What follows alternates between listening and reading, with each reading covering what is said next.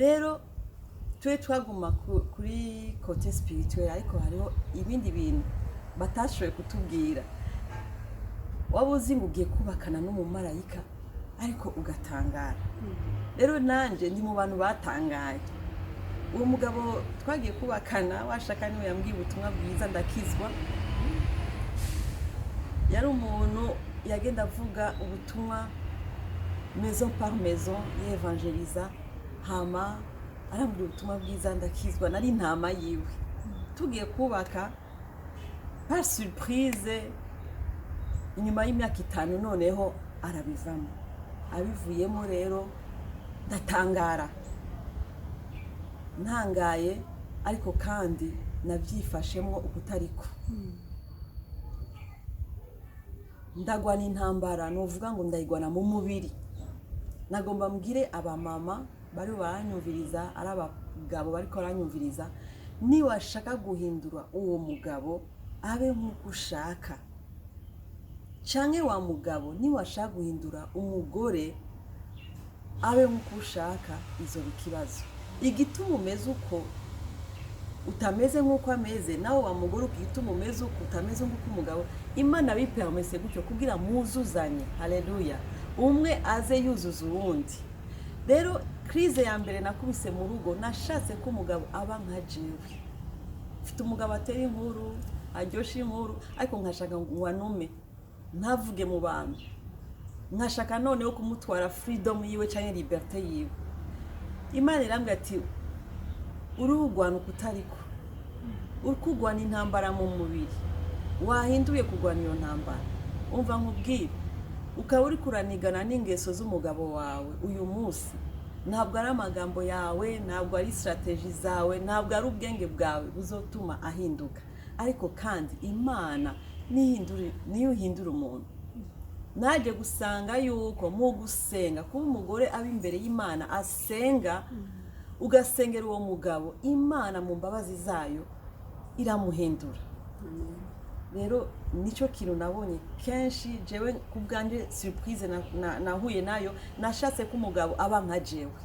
Hari uburyo yakuze imyaka 30 n'ingahe tutari kumwe, nanje nakuze ukwanje imyaka 20 n'ingahe tutari kumwe. Nushobora mu munsi umwe canke iminsi 2 kumva ko yaba nka wewe canke nawe waba nkawe. Rero mwakire uko ari, umukunde uko ari, nk'uko urwo rukundo turavuga ngo urukundo rwizigira byose, urukundo rurihangana, ngo urukundo rupfuka ibyaha byinshi. Reka kuguma uja kwandagaza umugabo wawe, umuvuga nabi, umuvuga utariko. Umviriza, ni umutwe w'urugo, ni umwami w'urwo rugo, mwubahe, agukunde nawe umwubahe, Imana iguhe umugisha. Amen. Haleluya. Numva nafashije kubyo ndi kumwumva gusa ubwiyanga, ariko urumva ko tugiye kwibanga yakomeje ni rwa rukundo.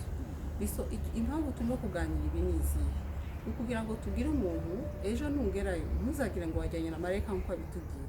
Ushobora kugerayo ugasanga ingeso zawe, intege nke zawe zirabonetse kubera ko wenda iwanyu wajya kuvuga rikijyana, wari umukobwa uyobora ibintu byose izira, ariko noneho ugeze ahantu umuntu mugomba guhuza imitekerereze n'imirere itari imwe.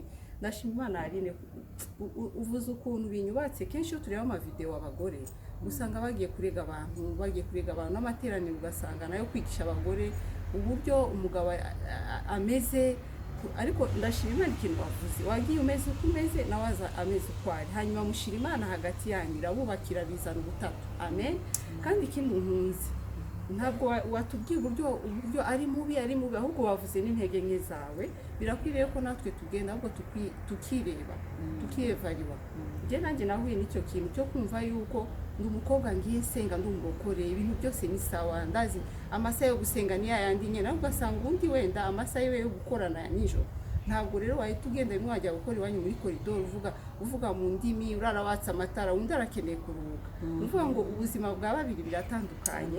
Ariko icyo nkunze nuko Imana yacu ari urukundo. Iyo ufite urukundo intege nke ziraza akakwihanganira kubera rwa rukundo amen nawe ukamwihanganira kubera rwa rukundo. Mbega ikibahuje hagati yanyu ni igiki? Icyo kibazo ushobora kukubaza urimo kutureba.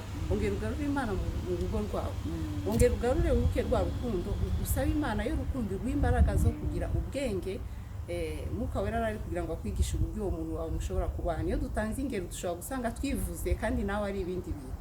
Rero kandi haracyari garuriro, Imana irashobora kongera kubigira neza uyu munsi. Dushobora kuba turimo turavuga kuri iyi video we bimeze nabi, nagira ngo nkubwire yuko ongera ugarukire Imana ariyo rukundo, irongere kugenderere, ikwigishe strategy. Amen. Mwuka Wera n'umufasha, kandi Mwuka Wera ni Imana ihari kugira ngo itube hafi, itwigishe noneho tubanira abantu bacu amahoro. Yesu ashimwe. Ndashima Imana ubu umaze imyaka ingahe mu Marine? Tumaze mu kwezi kwa 12 tuzokwiza imyaka 22 twubatse. 22. Turashima Imana cyane, Imana ihabwa icyubahiro. Urumva yuko urugo mbega rumera nk'ubwato mugiyemo, haza imiyaga, hakaza ibintu byinshi, inkuge, aho ushobora kutubwira irindi banga usibye urukundo mama. 21 ni nyinshi. Ushobora kutubwira wenda nk'ibanga ryitwa kwihangana, kuko umva watubwiye ko yagiye.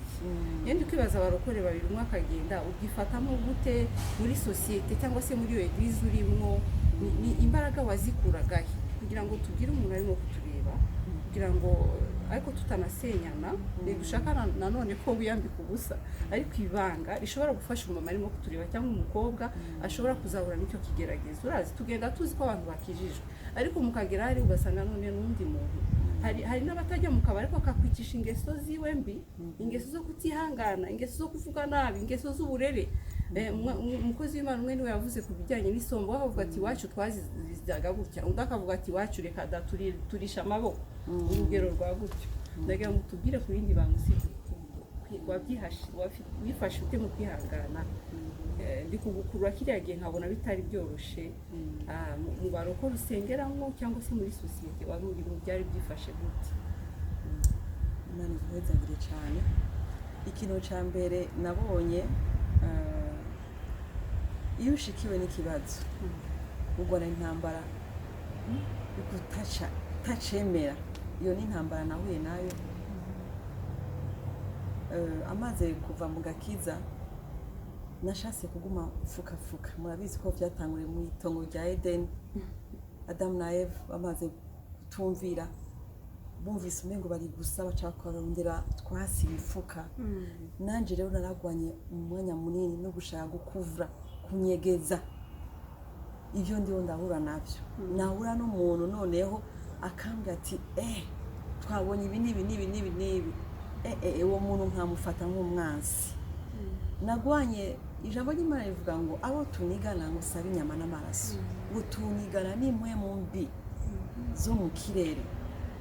Je nagwanye umwanya munini n'abantu, kumva ko abantu bariko barankritika, abantu bariko baramvuga, abantu ngacashira amakosa ku bantu. Abo nabo kweki bamvuga, aba naba kubera iki?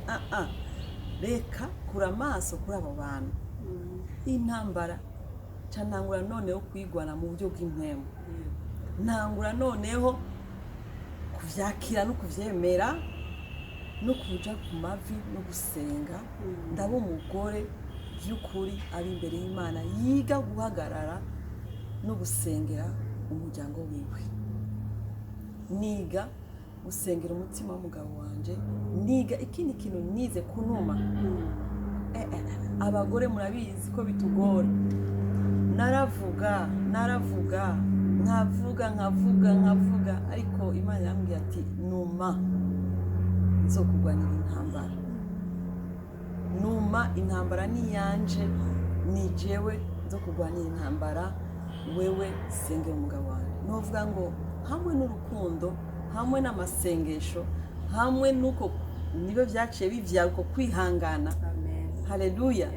Ndaronka inkomezi imbere y'Imana no muri ayo masengesho, ibintu nzambona birahindutse. Nabwira ikintu kimwe, inyifato yawe nizotuma umugabo wawe ahinduka.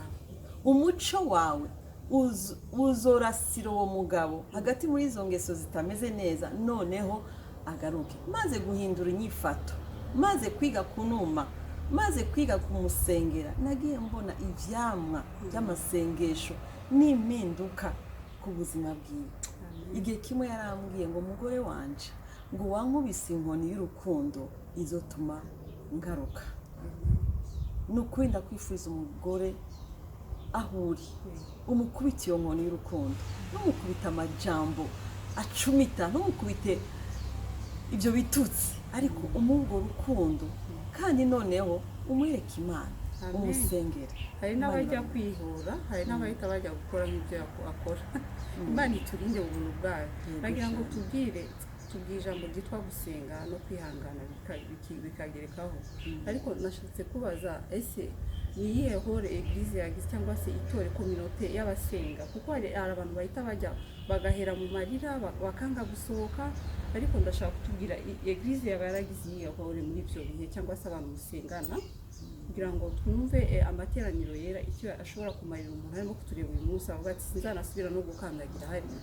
Kuko nabonye abantu benshi iyo bari hamwe nibwo bakumenye, ni nabwo bakuvuga, ni nabwo uhita wumva ikintu cyo gushaka guhunga no kubavamo. Ushobora kutubwira hore ya eglise yakumariye iki torero usengeramo? Eglise novuga ngo ni famille. Amen. Eglise ni famille, papa, mama, abavukanye. Ni ukuvuga ngo iyo uvukana n'umuntu nubwo mwagirana ikibazo mukagongana, ariko iheste toujours umuvukanyi wawe. Mama wawe nubwo iyo bayifata kutariko cyangwa yigenza kutariko, aguma ari mama wawe. Papa wawe yaguha remarque, yaguhanura, ntabwo ari umwansi. Rero ni ikibazo jewe na mamvuga kiba gihagaze kuri wewe. Uyu munsi turabona abakristo ava muri eglise ngo umupastori ntiyamufashe neza, ntiyamuhaye ibikorwa, ntiyamugiriye ibi n'ibi agaca agenda. Ariko namandiko ndabwira abantu aho uzoja hose uzosanga abantu, kandi hari abantu haba ibibazo. Rero kubw'ineza yawe guma ahantu hamwe. Rero namambona umengo ni ikibazo ca instabilité kiba kiri mu muntu, noneho yama emotion twariko turavuga akomeretse, agwaye, noneho ukaguma uri vagabond, ugenda aha ugenda aha ugenda abankomerekeje guma ahantu hamwe. Abo bavyeyi bawe bo mu buryo bw'imwemu nubwo batariko baragushimisha canke utariko urashima, ariko kandi guma mu rugo. L'église c'est une famille. Amen. Icyo twakubwira ni uko we guhunga usubira inyuma tugendeye kuri kese yararimo, ushaka ahantu uteranira, kubera ko uruko iyo ruri rwonyine rurazima. Siza ahantu ushobora kubufashirizwa, wenda dushaka kukubwira ngo subirayo kumva ni naho byanze. Mbega hari n'ababa bafite abantu bitwa ko basenga ari bo babatwaye abagabo cyangwa abagore. Nagira ngo ushaka ahantu barizwa, ahantu usengera, ahantu ukomereza kwakira umuriro w'Imana kugira ngo ntuzime. Kuko utabaye uzagwana intambara z'umubiri nk'uko mama yari natubwiye, hanyuma utangire wiyice, wikebagura, usange nawe urimo urajya habi, urimo urakora kugira ngo uramire wenda urugo rwawe cyangwa se abana bawe. Ikindi nanjye kubaza, tuva kuri icyo cyiciro, ushobora kutubwira noneho abana bawe washoboye kujera gute izo mama, washoboye kwifata gute kugira ngo abana bataba victime bw'icyo gihe mwari murimo? Mwakoze cyane. Nagomba mbwire abamama bariko baranyumviriza yuko umumama n'umumama akwiye kujya mu mama wo muri Proverbe 30 mu migani 31 batubwira ingene yavyuka kare. Haleluya. Akagirira neza abo mu muryango wiwe, yarakora, yaraproduiza. Amen. Nagomba ndakubwire ngo ikintu camfashije nari umudamu akora, nakora muri banki, ariko kandi nkaba mfite utundi tuntu nkora ku ruhande, nkacuruza, nkaraba uburyo ngwiza uburyo, kuko kugira abana batandatu ari bato ntibyari byoroshe, byasaba kugira inkomezi nyinshi. Noneho nkakora simba umunebwe, nkagirira neza abo umuryango wanje, ariko ahanini no kubwira ngo kora, kandi ntushake kurondera ngo ibintu binini